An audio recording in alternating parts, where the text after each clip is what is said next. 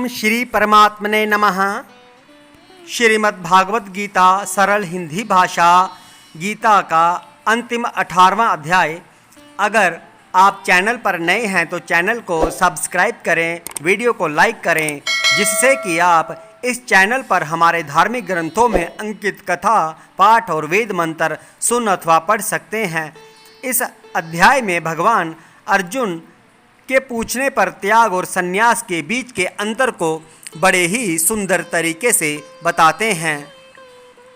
अर्जुन बोले, हे महाबाहो, हे अंतर्यामिन, हे वासुदेव, मैं संन्यास और त्याग के तत्व को पृथक पृथक जानना चाहता हूँ। श्री भगवान बोले, कितने ही पंडित जन तो काम्य कर्मों के त्याग को संन्यास समझते हैं और तथा दूसरे विचार कुशल पुरुष सब कर्मों के फल के त्याग को त्याग कहते हैं। कई एक विद्वान ऐसा कहते हैं कि कर्म मात्र दोष युक्त है, इसलिए त्यागने के योग्य है, और दूसरे विद्वान यह कहते हैं कि यज्ञ, दान और तप रूप कर्म त्यागने योग्य नहीं है। हे पुरुष श्रेष्ठ अर्जुन, संन्यास और त्याग इन दोनों में से पहले त्याग के विषय में तू मेरा निश्चय सुन, क्योंकि त्याग सात्विक, राजस और तामस भेद से 3 प्रकार का कहा गया है। यज्ञ, दान और तपरूप कर्म त्याग करने के योग्य नहीं है, बल्कि वह तो अवश्य कर्तव्य है, क्योंकि यज्ञ, दान और तप ये तीनों ही कर्म बुद्धि पुरुषों को पवित्र करने वाले हैं।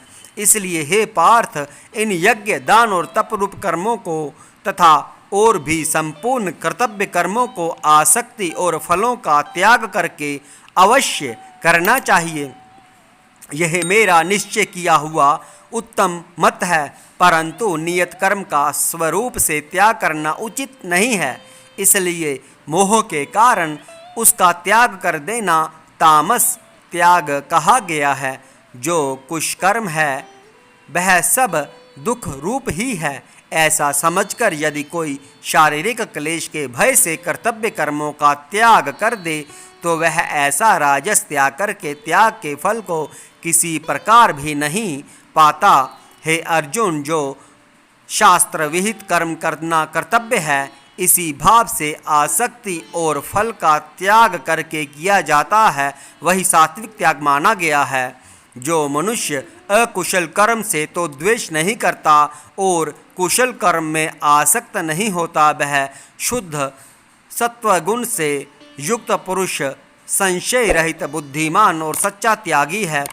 क्योंकि शरीरधारी किसी भी मनुष्य द्वारा संपूर्णता से सब कर्मों का त्याग किया जाना शक्य नहीं है, इसलिए जो कर्म फल त्यागी है वही त्यागी है, यह कहा जाता है।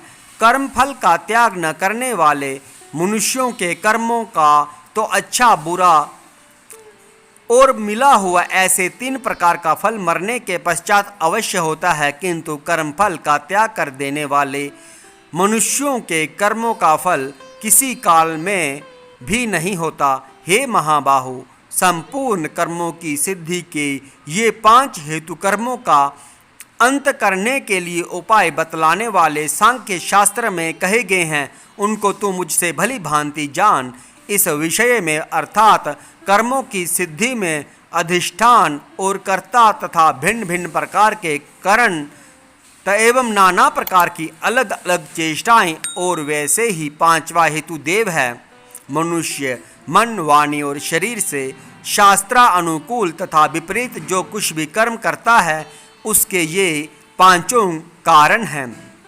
परंतु ऐसा होने पर भी जो मनुष्य अशुद्ध बुद्धि होने के कारण उस विषय में यानी कर्मों के होने में केवल शुद्ध स्वरूप आत्मा को कर्ता समझता है, वह मलिन बुद्धि वाला अज्ञानी यथार्थ नहीं समझता।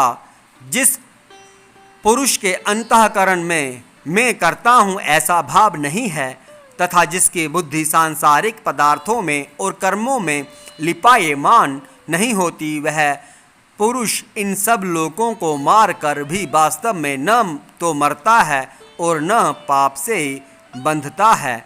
ज्ञाता, ज्ञान और ज्ञेय तीनों प्रकार की कर्म प्रेरणा है और कर्ता, करण तथा क्रिया ये तीनों प्रकार का कर्म संग्रह है।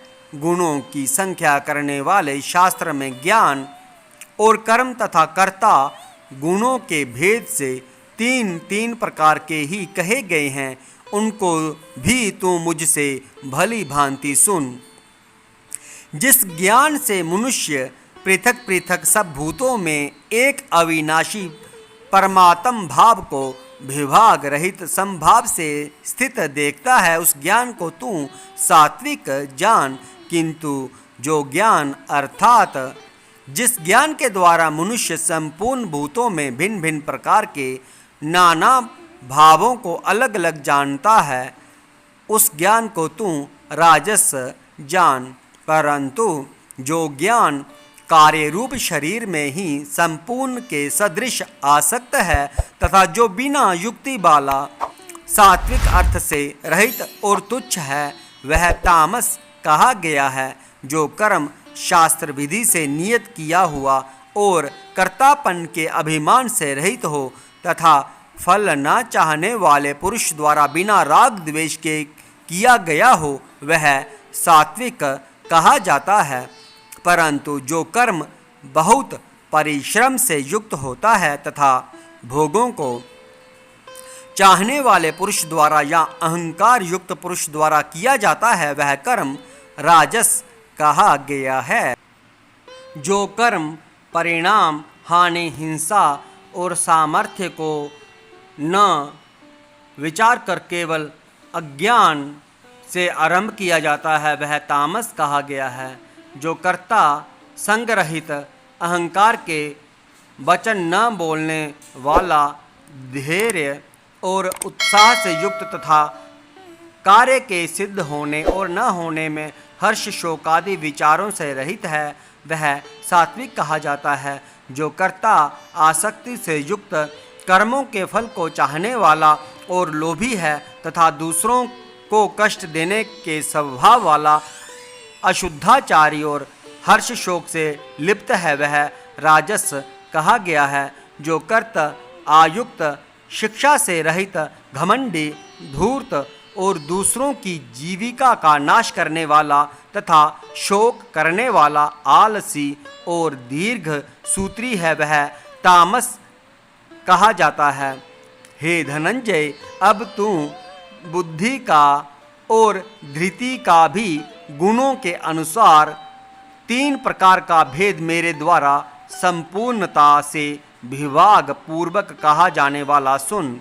हे पार्थ, जो बुद्धि प्रवृत्ति मार्ग और निवृत्ति मार्ग को, कर्तव्य और अकर्तव्य को, भय और अभय को तथा बंधन और मोक्ष को यथार्थ जानती है, वह बुद्धि सात्विकी है। हे पार्थ, मनुष्य जिस बुद्धि के द्वारा धर्म और अधर्म को तथा कर्तव्य और अकर्तव्य को भी यथार्थ नहीं जानता, वह बुद्धि राजसी है। हे अर्जुन, जो तमोगुण से घिरी हुई बुद्धि अधर्म को भी यह धर्म है ऐसा मान लेती है तथा इसी प्रकार अन्य संपूर्ण पदार्थों को भी विपरीत मान लेती है, वह बुद्धि तामसी है। हे पार्थ, जिस अव्यभिचारिणी धारण शक्ति से मनुष्य ध्यान योग के द्वारा मन, प्राण और इंद्रियों की क्रियाओं को धारण करता है, वह धृति सात्विकी है। परंतु हे पृथापुत्र अर्जुन, फल की इच्छा वाला मनुष्य जिस धारण शक्ति के द्वारा अत्यंत आसक्ति से धर्म, अर्थ और कामों को धारण करता है, वह धारण शक्ति राजसी है। हे पार्थ, दुष्ट बुद्धि वाला मनुष्य जिस धारण शक्ति के द्वारा निद्रा, भय, चिंता और दुख को तथा उन्मत्तता को भी नहीं छोड़ता, अर्थात धारण किए रहता है, वह धारण शक्ति तामसी है।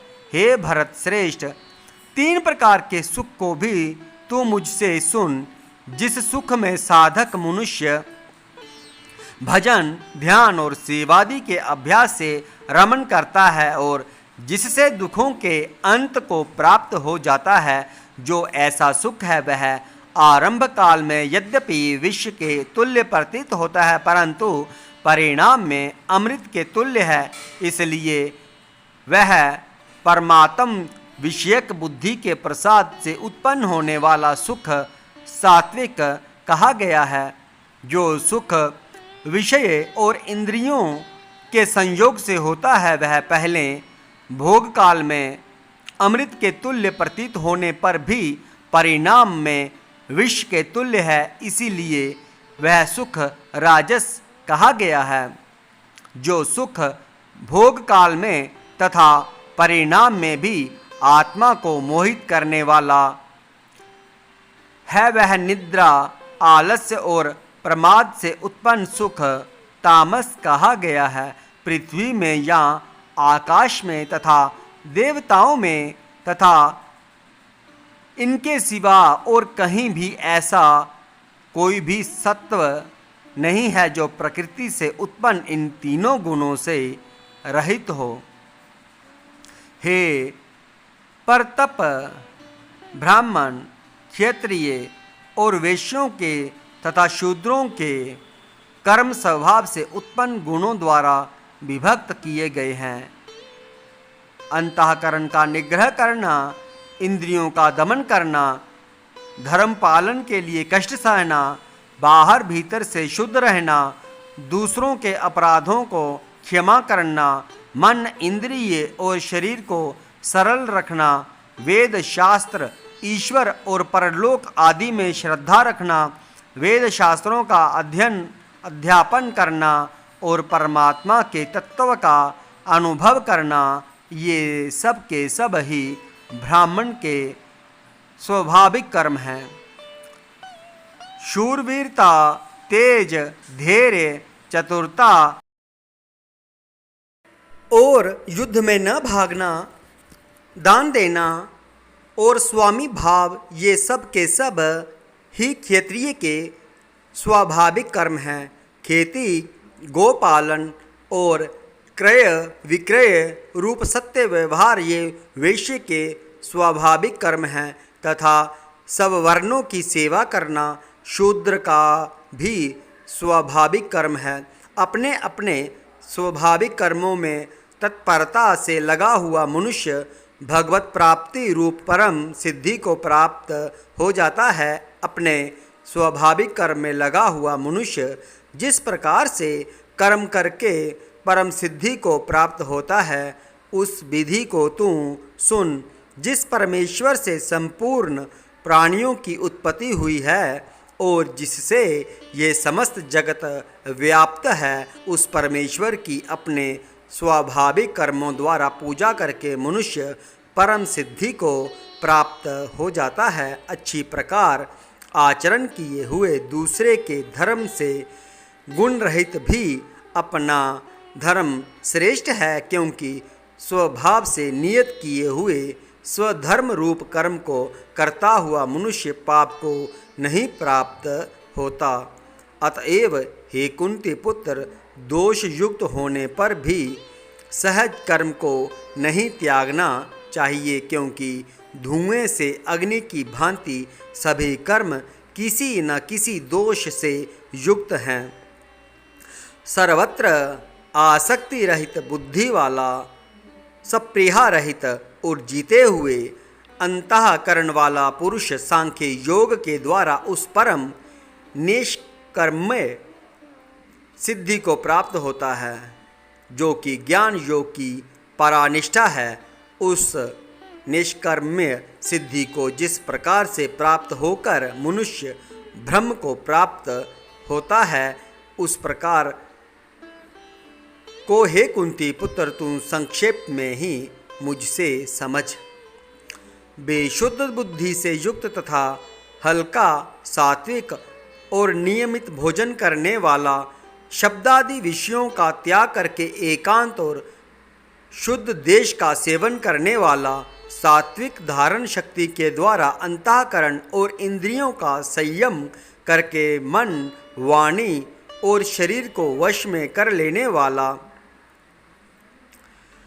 राग द्वेष को सर्वथा नष्ट करके भली भांति दृढ़ वैराग्य का आश्रय लेने वाला तथा अहंकार, बल, घमंड, काम, क्रोध और परिग्रह का त्याग करके निरंतर ध्यान योग के परायण रहने वाला ममता रहित और शांति युक्त पुरुष सच्चिदानंद घन ब्रह्म में अभिन्न भाव से स्थित होने का पात्र होता है। फिर वह सच्चिदानंद घन ब्रह्म में एक ही भाव से स्थित प्रसन्न मन वाला योगी न तो किसी के लिए शोक करता है और न किसी की आकांक्षा ही करता है। ऐसा समस्त प्राणियों में सम भाव वाला योगी मेरी पराभक्ति को प्राप्त हो जाता है। उस पराभक्ति के द्वारा वह मुझ परमात्मा को मैं जो हूँ और जितना हूँ ठीक वैसा का वैसा तत्व से जान लेता है तथा उस भक्ति से मुझको तत्व से जानकर तत्काल ही मुझ में प्रविष्ट हो जाता है। मेरे परायण हुआ कर्मयोगी तो संपूर्ण कर्मों को सदा करता हुआ भी मेरी कृपा से सनातन अविनाशी परम पद को प्राप्त हो जाता है। सब कर्मों को मन में मुझ में अर्पण करके तथा समबुद्धि रूप योग को अवलंबन करके मेरे परायण और मेरे निरंतर मुझ में चित्त वाला हो। उपर्युक्त प्रकार से मुझ में चित्त वाला होकर तू मेरी कृपा से समस्त संकटों को अनायास ही पार कर जाएगा। और यदि अहंकार के कारण मेरे वचनों को न सुनेगा तो नष्ट हो जाएगा, अर्थात परमार्थ से भ्रष्ट हो जाएगा। जो तू अहंकार का आश्रय लेकर यह मान रहा है कि मैं युद्ध नहीं करूँगा तो तेरा ये निश्चय मिथ्या है, क्योंकि तेरा स्वभाव तुझे जबरदस्ती युद्ध में लगा देगा। हे कुंती पुत्र, जिस कर्म को तू मोह के कारण करना नहीं चाहता उसको भी अपने पूर्वकृत स्वाभाविक कर्म से बंधा हुआ परवश होकर करेगा। हे अर्जुन, शरीर रूप यंत्र में आरूढ़ हुए संपूर्ण प्राणियों को अंतर्यामी परमेश्वर अपनी माया से उनके कर्मों के अनुसार भ्रमण कराता हुआ सब प्राणियों के हृदय में स्थित है। हे भारत, तू सब प्रकार से उस परमेश्वर की ही शरण में जा। उस परमात्मा की कृपा से ही तू परम शांति को तथा सनातन परम धाम को प्राप्त होगा। इस प्रकार यह गोपनीय से भी अति गोपनीय ज्ञान मैंने तुमसे कह दिया। अब तुम इस रहस्य युक्त ज्ञान को पूर्णतया भली भांति विचार कर जैसे चाहता है वैसे ही कर। संपूर्ण गोपनीयों से अति गोपनीय मेरे परम रहस्य युक्त वचन को तू फिर भी सुन। तू मेरा अतिशय प्रिय है, इससे यह परम हितकारक वचन मैं तुझसे कहूँगा। हे अर्जुन, तू मुझ में मन वाला हो, मेरा भक्त बन, मेरा पूजन करने वाला हो और मुझको प्रणाम कर। ऐसा करने से तू मुझे ही प्राप्त होगा। यह मैं तुमसे सत्य प्रतिज्ञा कहता हूँ, क्योंकि तू मेरा अत्यंत प्रिय है। संपूर्ण धर्मों को अर्थात संपूर्ण कर्तव्य कर्मों को मुझ में त्याग कर तू केवल एक मुझ सर्वशक्तिमान सर्वाधार परमेश्वर की ही शरण में आ जा। मैं तुझे संपूर्ण पापों से मुक्त कर दूंगा। तू शोक मत कर। तुझे यह गीत रूप रहस्यमय उपदेश किसी भी काल में न तो तप रहित मनुष्य से कहना चाहिए, न भक्ति रहित से, और न बिना सुनने की इच्छा वाले से ही कहना चाहिए। तथा जो मुझ में दोष दृष्टि रखता है उससे तो कभी भी नहीं कहना चाहिए। जो पुरुष मुझ में परम प्रेम करके इस परम रहस्य युक्त गीता शास्त्र को मेरे भक्तों में कहेगा वह मुझको ही प्राप्त होगा, इसमें कोई संदेह नहीं है।